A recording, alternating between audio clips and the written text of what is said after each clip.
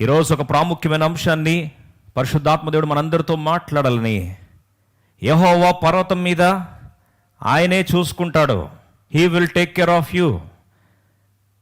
బహుశా ఎన్నో ప్రశ్నల మధ్యలో ఎందుకు నా జీవితం ఇలా అయిపోయింది, ఇంకెన్నాళ్ళు నేను చితికిపోవాలి, ఇంకెన్నాళ్ళు సమస్యకు పరిష్కారం రావట్లేదు, ఇంకెంతకాలము ఈ సమస్యలు, ఇంకా సమస్యలకు పరిష్కారం రావా, నా ఆరోగ్య పరిస్థితి ఇంతేనా, నా కుటుంబ పరిస్థితి ఇంతేనా, నా ఆధ్యాత్మిక జీవితం ఇంతేనా, నాకు ఎటువంటి పురోగమనం కనిపించదా, ఇంకా నాకు బ్రేక్ త్రూ కనపడదా అని ఎన్నో ప్రశ్నల మధ్యలో చితికిపోతున్నావా? ఈరోజు ఈ వాక్యం ద్వారా దేవుడు నేరుగా నీతో మాట్లాడాలి అని ఆశపడుతున్నాడు. ఆదికాండము 22వ అధ్యాయం. ఈరోజు ధ్యానాంశం నిమిత్తమై 14వ వచనం. అబ్రహాము ఆ చోటికి యెహోవా ఈరే అను పేరు పెట్టెను. అందుచేత యెహోవా పర్వతం మీద చూచుకొనును అని నేటి వరకు చెప్పబడును. In the mount of the lord it shall be seen. చూసుకునేది ఆయన బాధ్యత, పట్టించుకునేది ఆయన బాధ్యత, పోషించేది ఆయన బాధ్యత, అక్కర తీర్చేది ఆ దేవుని బాధ్యత, నా ప్రతి అవసరం తీర్చేది నా తండ్రి బాధ్యత, నా యొక్క బలికి కావలసిన ఆ యొక్క సమస్తాన్ని, పొట్టెలుని అరేంజ్ చేయాల్సింది ఆయన బాధ్యత, సమస్తములో చూసుకోవాల్సింది ఆ తండ్రి బాధ్యత, నాది కాదు. ఎంత నిశ్చింతగా ఉంది వీరి జీవితం. ఈరోజు ఈ వాక్య పరిచర్యకు, ఈ యొక్క అంశానికి ఒక శీర్షికను ప్రార్థిస్తురాగా దేవుడు ఒక శీర్షికను జ్ఞాపకం చేస్తూ వచ్చాడు. కష్టాల శిఖరాలలో నిన్ను చూసుకునే దేవుడు. కష్టాల శిఖరాలలో నిన్ను చూసుకునే దేవుడు. కష్టాల కొండలు ఎక్కుతున్నప్పుడు నిన్ను పట్టించుకునే దేవుడు. కష్టాల కొండలలో ఎక్కడానికి నీ జీవితంలో పరీక్షలు అనుమతిస్తున్న దేవుడు. కష్టాల కొండలలో నిన్ను చూచుకునే యెహోవా ఈరే. నువ్వు ఎలా అనుభవిస్తావు? మనందరికీ బాగా సుపరిచితమైన సంఘటనే, కానీ అర్థం చేసుకోవడానికి కొరకు కొన్ని నిమిషాలు ఈ సత్యాన్ని మీ ముందు పరిచయం చేయాలని ఆశపడతా ఉన్నాను.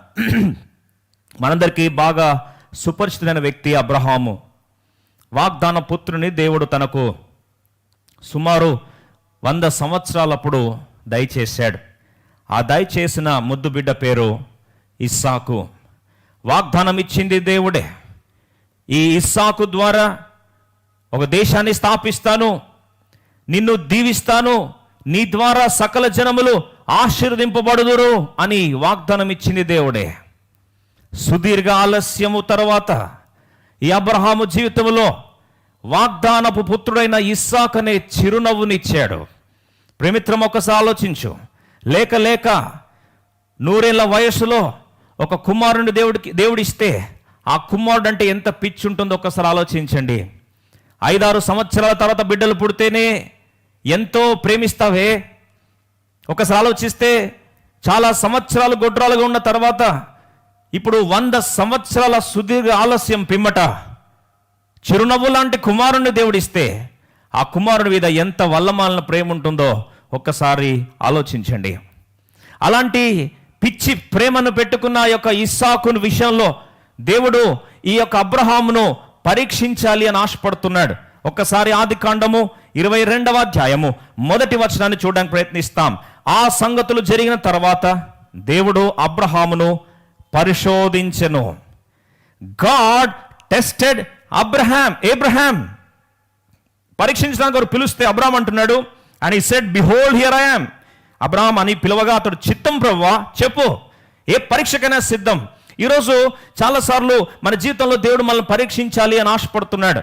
ఆలోచిస్తున్నట్లయితే ఇంగ్లీష్లో ఆ యొక్క గాడ్ డిడ్ టెంప్ట్ అని రాస్తుంది. వాస్తవంగా బైబిల్ గమనించినట్లయితే గాడ్ డిడ్ టెస్ట్ అని మూల భాష ప్రకారం మనం చూస్తాం. అందుకొరకే దేవుడు ఎప్పుడైనా పరీక్షించినప్పుడు, when God wants to test you, he wants to bring the best out of you. When Satan wants to tempt you, he wants to bring the worst out of you. మళ్ళీ ఒకసారి చెప్పాలని ఆశపడుతున్నాను. When God wants to test you, he wants to bring the best out of you. His intention is to bring the best out of you. దేవుడు నిన్ను పరీక్షిస్తున్నాడంటే నీ నుండి శ్రేష్టమైన ఫలితాలను తీసుకురావాలని ఆశపడతాడు. అదే అపవాది నిన్ను పరీక్షించాడు. అపవాది నిన్ను శోధిస్తాడు. టెంప్టేషన్ వేరు, టెస్టింగ్ వేరు. దేవుడు ఎవరిని కూడా శోధించడు. యాకోబు గ్రంథంలో చాలా స్పష్టంగా రాస్తుంది. దేవుడు ఎవరిని కూడా శోధించడు, శోధించేవాడు కాదు. God can never tempt any man. అపవాది శోధిస్తాడు. అయితే ఎప్పుడైతే అపవాది శోధిస్తాడో వాడు మనలోని హీనమైన దాన్ని, ఇంకో మాటలో చెప్పాలంటే Satan tempts you to bring the worst out of you, నీ నుంచి అతి దారుణమైన ఫలితాలు తీసుకొని రావాలని అపవాది ఉద్దేశం అయితే, దేవుడు ఒకసారి పరీక్షించాలని ఆశపడితే he wants to bring the best out of you. God's intention is to bring the cream out of you. God's intention is to bring the best out of you. ఇప్పుడు చాలాసార్లు ఉన్న సందేహం ఏంటంటే, దేవుడు నా నుంచి శ్రేష్టమైన తీసుకొని రావాలంటే మరి ఎవిడెన్స్ కనిపిస్తే బాగుండు కదా అంటే, పరీక్ష పెట్టేటప్పుడు ఫలితాలు చెప్పరండి. ఫలితాలు ముందే చెప్తే పరీక్ష పెట్టిన ఉద్దేశమే లేదు. పరీక్ష ఎలా పాస్ అవుతాడో అని కానీ పరీక్ష పెడుతున్నప్పుడే చెప్తే పరీక్ష పెట్టి యొక్క దాని యొక్క ఉద్దేశమే వైఫల్యం అయిపోతుంది. That's why God never shows the evidence and evidence is always hidden. పోషించే దేవుడని అబ్రహాము జీవితంలో తన సొంత కుమారుడైన ఏకైక కుమారుడైన ఇస్సాకును అడుగుతున్నప్పుడు, ఆ ఇస్సాకుని అర్పణగా దేవుడు అంగీకరించాలని ఆహ్వానిస్తున్నప్పుడు, పరీక్షించాలని ఆశపడుతున్నప్పుడు ఆధారాలను దేవుడు గుప్తంగా దాచిపెట్టాడు. ఈరోజు ప్రేమిత్రమా, ఆధారాల కొరకు వెతుకుతున్నావా? Are you searching for evidence? Are you searching for results? Are you searching for provision? Let me tell you once again, దేవుని యొక్క సదుపాయాన్ని నువ్వు పొందాలి అంటే ఈరోజు ఒక్క సూత్రాన్ని మాత్రమే మీ ముందు పరిచయం చేయాలని ఆశపడుతుంది. చాలా అద్భుతమైన అంశం. దీన్ని మనం సుదీర్ఘంగా లోతుగా ఆలోచించడానికి మనం ముందుకు వెళ్ళక మునుపు కేవలం ఒక తలపు మాత్రమే పరిచయం చేయాలని ఆశపడుతున్నాను. దేవుని యొక్క సదుపాయాన్ని, ఆయన చూచుకునే దేవుడైన సత్యాన్ని నీ జీవితంలో అనుభవించాలని నీకు ఆశ ఉందా? Are you really excited to experience the provision of God? Are you really excited to experience Jehovah Jireh in your life? నీ జీవితంలో చూచుకునే దేవుణ్ణి నువ్వు అనుభవించాలని నిజంగా ఆశ ఉందా? నిజంగా ఆశ ఉన్నట్లయితే దేవుడు నీ జీవితంలో పరీక్షిస్తున్నప్పుడు మొదటిగా ఏ ప్రాంతంలో దేవుడు తను నిన్ను చూసుకుంటాడో, ఏ ప్రాంతంలో నీకు కావాల్సిన సదుపాయాలు అరేంజ్ చేస్తాడో నువ్వు ఆ ప్రాంతాన్ని తెలుసుకోవాలి. అందుకొరకు బైబిల్ రాస్తుంది. రండి చూద్దాం. ఆదికాండము 22వ అధ్యాయం, నేరుగా తలంపులోకి వెళ్ళిపోదాం. జెనసిస్ చాప్టర్ 22 verse 2 2వ వచనం చూస్తాం. అబ్రామా రా, నేను టెస్ట్ చేస్తాను సరిగ్గా చిత్తగించు ప్రభా, చెప్పండి ప్రభా అని చెప్పి వెంటనే ముందుకు వచ్చాడు. 2వ వచనం చూస్తాం. అప్పుడు ఆయన, నీకు ఒక్కడై ఉన్న, బాగా వినండి, నీకు ఒక్కడై ఉన్న నీ కుమారుని అనగా నీవు ప్రేమించు ఇస్సాకును తీసుకొని మొరియా దేశమునకు వెళ్ళి, చూడండి, మొరియా దేశము నాకు వెళ్ళి అక్కడ నేను నీతో చెప్పబోవు పర్వతములలో ఒక దాని మీద దహన బలిగా అతన్ని అర్పించమని చెప్పాను. బాగా వినండి. చాలా మంది అంటారు, ఎక్కడ అర్పించాడంటే మొరియా కొండ అనేస్తారు. కాదు, మొరియా కొండలో, మొరియా దేశమునకు వెళ్ళి అక్కడ నేను నీతో చెప్పబోవు పర్వతములలో ఒకదాని మీద దహన బలి అర్పించాలి. నేను చెప్పబోయే ప్రాంతంలోనే అర్పించాలి. బాగా వినండి. దేవుని యొక్క సదుపాయం, యెహోవా ఈరేను అనుభవించాలి అంటే ఎక్కడ పడితే అక్కడ అనుభవించలేవు. నీ జీవితంలో కొండలు ఎక్కాల్సిన పరిస్థితి వస్తుంది. అయితే మొరియా దేశం అంతట్లో కొండ ఉంది. ఆ కొండ, మొరియా దేశంలోని కొండ ఎక్కడ పడితే అక్కడ కాదు బలి అర్పించాల్సింది. నేను చూపించే ప్రాంతంలోకి రావాలి. You have to come to the place that I'm going to show you. English బైబిల్లో స్పష్టంగా రాస్తుంది, get thee into the land of Moriah, offer him there for a burnt offering upon one of the mountains which I will tell thee. నేను నీకు చూపించే ప్రాంతంలోనే అర్పించాలి. ప్రేమిత్రమా, ఇంకా ముందుకెళ్తే ఆదికాండం 22వ అధ్యాయం 9వ వచనం కలిసి చదువుకున్నాం అందరం కలిసి. 9th verse please. అలాగు వారిద్దరూ కూడి వెళ్ళి దేవుడు అతనితో చెప్పిన చోటికి వచ్చినప్పుడు, చూడండి, స్పెసిఫిక్గా ఎగ్జాక్ట్గా ఆ రైట్ ప్లేస్కి వచ్చినప్పుడు అబ్రహాము అక్కడ బలిపీఠము కట్టి కట్టెలు చక్కగా పేర్చి తన కుమారుడు ఇస్సాకును బంధించి ఆ పీఠము పైన ఉన్న కట్టెల మీద ఉంచెను. బాగా అర్థం చేసుకుంటే ఇంకా కొద్ది ముందుకెళ్దాం, 13వ వచనంకి వస్తాం. చూడండి, నేను చూపించిన ప్రాంతం, దేవుడు తీసుకొచ్చిన ప్రాంతం, దేవుడు ఏర్పరిచిన ప్రాంతం, దేవుడు నీకు నిర్దేశించిన ప్రాంతం. 13వ వచనం చూస్తాం, అందరం కలిసి చదువుదాం. అప్పుడు అబ్రహాము కనులెత్తి చూడగా, ఎక్కడ చూస్తున్నాడు? పొదలో కొమ్ములు తగులుకొని ఉన్న ఒక పొట్టేలు వెనుక తట్టున కనబడెను. అబ్రహాము వెళ్ళి ఆ పొట్టేలును పట్టుకొని తన కుమారునికి మారుగా పెట్టి దహన బలి అర్పించెను. ప్రియమిత్రమా, గమనించు, దేవుడు నీ కొరకు ఏర్పరిచిన సదుపాయము, దేవుడు నీ కొరకు ఏర్పరిచిన ఆ యొక్క వనరులు, దేవుడు నీ కొరకు ఏర్పరిచిన ఆ యొక్క పొదలోని కొమ్ములు తగులుకొని ఉన్న ఒక పొట్టేలు ఎక్కడ పడితే అక్కడ నీకు కనపడదు. దేవుడు నిర్దేశించే ప్రాంతానికి నువ్వు రావాల్సిందే. You have to come to the right place. Then only God can provide you the right provision. మళ్ళీ ఒకసారి నాకు కొంచెం ఆశపడుతున్నాను. ఈరోజు చాలా మంది దేవుడు నన్ను చూసుకోవడం లేదు, దేవుని వనరుల్లో కనిపించట్లేదు, దేవుడిని అక్కర తీర్చట్లేదు అని ఈరోజు ఏడుస్తున్నావు దేవుని మీద. దేవుడిని అక్కర తీర్చాలి అంటే కొన్ని షరతులు వర్తిస్తాయి. యెహోవా ఈరెను అనుభవించాలంటే కొన్ని షరతులు వర్తిస్తాయి. కొన్ని షరతుల్లో మీ ముందు పరిచయం చేయాలని ఆశపడుతున్నాను. మొదటి షరతు, కొన్ని షరతులు ఈరోజు మీ ముందు జ్ఞాపకం చేయడంలో మొట్టమొదటిగా ప్రాముఖ్యమైన సత్యాన్ని ఏమి దేవుడు జ్ఞాపకం చేస్తున్నాడంటే, దేవుడు నీకు చూపించే ప్రాంతము దాకా నువ్వు ఎక్కుతూ, కష్టాల కోరలు దాటుతూ, కష్టాల కొండలు దాటుతూ, ఈ శిఖరాలు ఒకదాని తర్వాత ఒకటి దాటి దాటి దాటి దాటి దేవుడు చూపించే ఆ ప్రాంతములోనికి, ఆ పొదదాకా నువ్వు వచ్చేదాకా నీ యొక్క ఏర్పాటు కొరకు దేవుడు నిర్దేశించిన పొట్టెలు నీకు కనబడదు. ఈరోజు చాలా మంది చితికిపోయి ఏడుస్తూ, దేవుడు నా అక్కర తీర్చట్లేదు, God is not taking care of me, నా కృప నీకు చాలు అన్నాడు, ఆ కృపను అనుభవించలేకపోతున్నాను. నా శాంతిని మీకు ఇస్తానన్నాడు, ఆ శాంతిని అనుభవించలేకపోతున్నాను. శ్రమల్లో మీరు ఆనందించాలని యాకోబు పత్రిక రాస్తూ కావలసిన జ్ఞానాన్ని ఇస్తానన్నాడు, తక్కువైతే అడుగుమన్నాడు, నేను అడిగాను, దేవుడు ఇవ్వడం లేదు. పొట్టేలు ఎక్కడుందా అని వెతుకుతున్నాను, నాకు పొట్టేలు కనిపించడం లేదు. దేవుడు నాకు ఏర్పరిచిన ఆ యొక్క సాధనాన్ని నేను వెతుక్కునే ప్రయత్నం చేస్తున్నాను, దొరకట్లేదు. జీవితం వ్యర్థమైపోయింది. I'm not able to find my breakthrough. ఈరోజు చాలా మంది వాక్యం వింటున్న వారు ఈరోజు ఈ ప్రశ్నల మధ్యలో చితికిపోవడం వాస్తవం. You're searching for a breakthrough, you're searching for provision, you're searching for God to take care of your need, you're searching for some breakthrough and a solution. నాకు ఏదైనా పరిష్కారం దొరికితే బాగుండని ఈరోజు వెతుకుతున్నావు, కానీ నీకు దొరకట్లేదు. కారణం ఏంటి తెలుసా?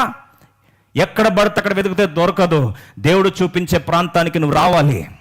కానీ ఈ సమస్య ఏంటంటే, దేవుడు చూపించే ప్రాంతానికి రావాలి అంటే ఆ ప్రాంతంకి రాకముందు ఎవరిని తీసుకొని రావాలి తెలుసా? ఎవరిని తీసుకొని రావాలి తెలుసా?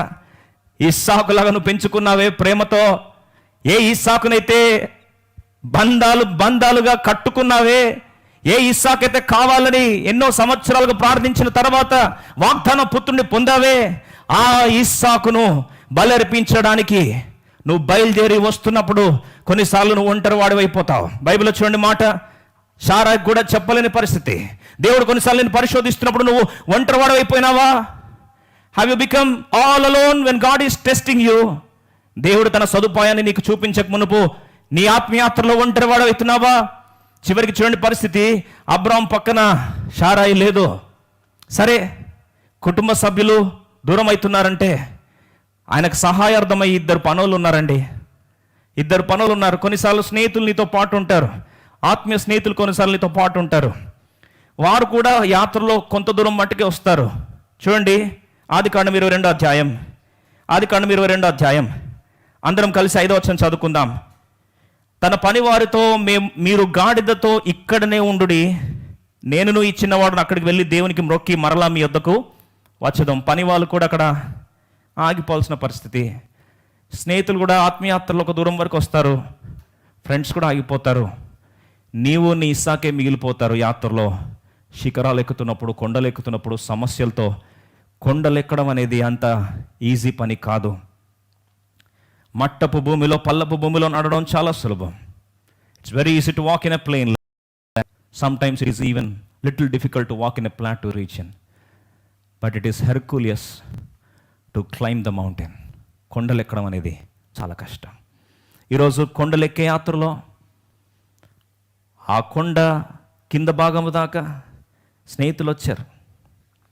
కుటుంబం దగ్గర ఆగిపోయింది. యాత్రలో బయలుదేరి వస్తున్నప్పుడు ఇద్దరు పని వాళ్ళు ఉన్నారు, సపోర్ట్ సిస్టమ్ ఉంది. ఇప్పుడు వాళ్ళిద్దరు కూడా ఆగిపోయారు. కొండ ఎక్కుతున్నప్పుడు దేవుని సదుపాయం పొందాలని ఆశపడుతున్నప్పుడు అబ్రాము ఒక్కడే తన అల్లారు ముద్దుగా ప్రేమించిన ఇస్సాకుతో పాటు బయలుదేరాల్సి వచ్చింది. ఒంటరి వాళ్ళు అయిపోయారు. కొండ అనుభూతి చాలాసార్లు నీకు ఒంటరి జీవితాన్ని మిగిల్చేస్తుంది. ఈ మాట చెప్తే దయచేసి అపార్థం చేసుకోవద్దు. మోషే కింద అహరోను దగ్గర ఉన్నప్పుడు ఇశ్రాయేలు ప్రజలందరూ కూడా సమాజంలో ఉన్నారు, పాలెంలో వెలుపలు ఉన్నారు, పాలెం దగ్గర ఉన్నారు. ఎక్కడ చూసినా సరే కిక్కిరిసిపోయిన జనవాహిని ఉంది. అయితే తన సేవకుడైన యెహోషువను వెంటబెట్టుకొని కొండెక్కుతున్నాడు.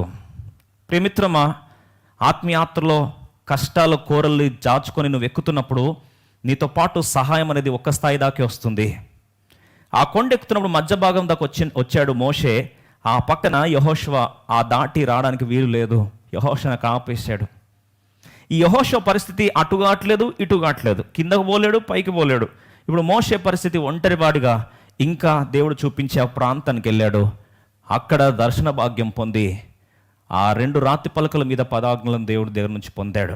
ప్రేమిత్రమా, కొన్నిసార్లు దైవ దర్శనాన్ని నువ్వు పొందాలని ఆశపడినప్పుడు, కొన్నిసార్లు విజన్ని నువ్వు పొందాలని ఆశపడుతున్నప్పుడు, కొన్నిసార్లు ప్రొవిజన్ దేవుడికి ఇస్తున్నప్పుడు, కొండ ఎక్కే అనుభూతిలో కష్టాల సమస్యలు ఒకదాటి ఎక్కి వచ్చే ప్రక్రియలో నువ్వు చివరికి కొన్నిసార్లు నీ కుటుంబాన్ని వదులుకునే పరిస్థితి వస్తుంది. ఇంకా ముందుకెళ్తే స్నేహితులను వదులుకునే పరిస్థితి వస్తుంది. ఇంకా ముందుకెళ్తే నీ జత పని వారిని వదులుకునే పరిస్థితి వస్తుంది. ఇంకా ముందుకెళ్తే ఒంటరివాడు అయిపోతావు, నువ్వు దేవుడు మాత్రం మిగులుతాడు.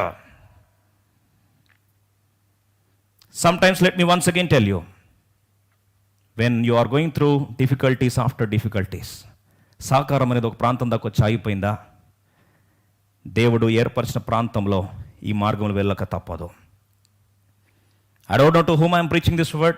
ఈ వాక్యాన్ని ఎవరికి పరిచయం చేస్తున్నానో, ఎవరి కొరకు దేవుడు ఉద్దేశించాడో తెలీదు.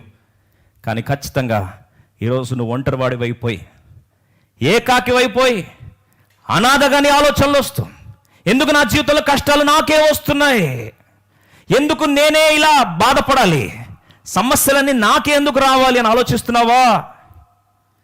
దేవుని యొక్క యెహోవా ఈరే అనుభూతులకు నువ్వు రావాలంటే, సీనాయి పర్వతం అనుభూతులకు రావాలంటే, ప్రకటన గ్రంథం ప్రత్యక్షతలో యోహాను చూసినట్లు రావాలంటే, కొన్నిసార్లు నువ్వు దేవుడు మాత్రం మిగులుతాడు.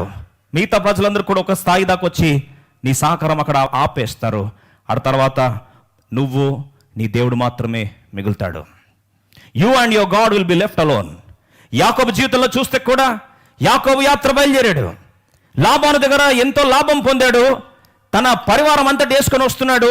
గుంపులుగా పంపిస్తున్నాడు. కానీ చివరికి పెనియేలు అనుభూతిలో ఒంటరివాడై రేపు దాటిన తర్వాత ఒక్కడే మిగిలిపోయాడు. ప్రజలు ఏమయ్యారు? గుంపులు ఉన్నారు చుట్టుపక్కలంతా, కానీ తను ఏకాకి అయిపోయాడు. ఈరోజు అట్లాంటి పరిస్థితులు ఉన్నావా? అక్కడే దేవుని యొక్క దర్శనం, అక్కడే దేవుని యొక్క నడిపింపు, అక్కడే దేవుని యొక్క వనరుల సముదాయపు ప్రత్యక్షత అక్కడే చూస్తావు.